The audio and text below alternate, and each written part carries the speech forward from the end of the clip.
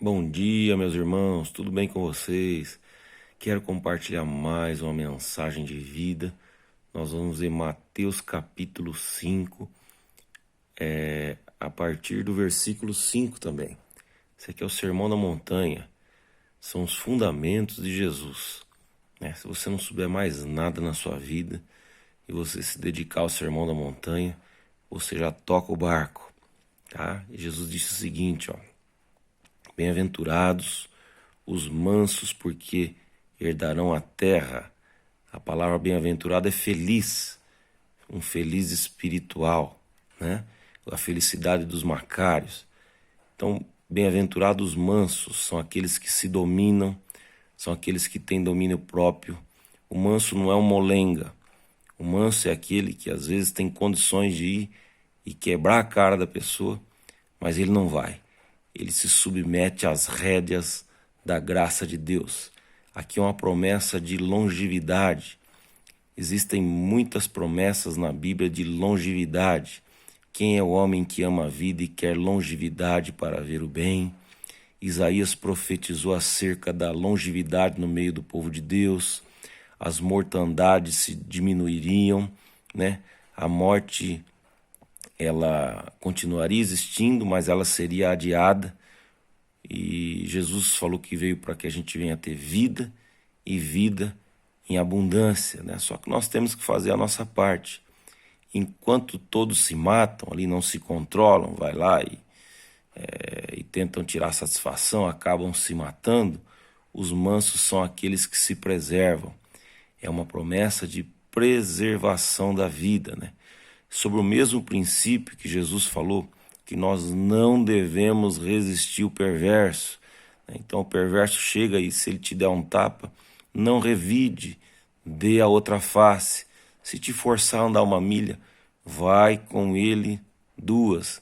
O perverso, a gente deve agir dessa forma, porque perverso a gente corre risco de vida, né? Jesus, você nota que quando ele ultrajado, ele não revidava com ultraje, não paga o mal com o mal, a gente assume o prejuízo por causa de nós, porque rouba a vida interior e a gente também pode correr o risco de perder essa vida.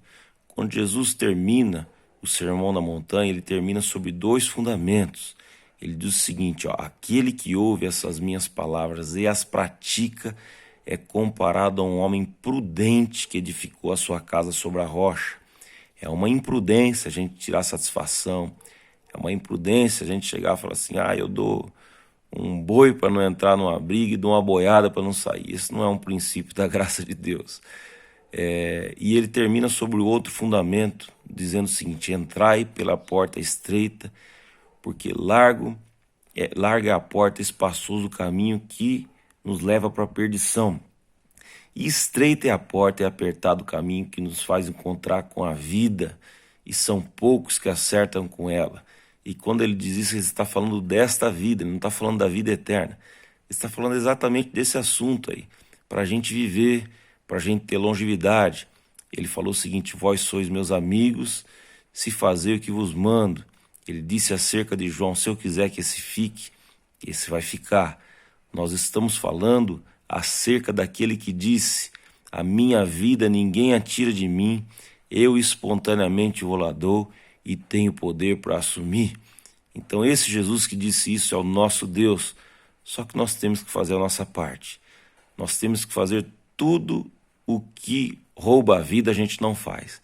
Então existe aqui os nãos que o Evangelho diz: não faça, cuidado, se preserva, se domina.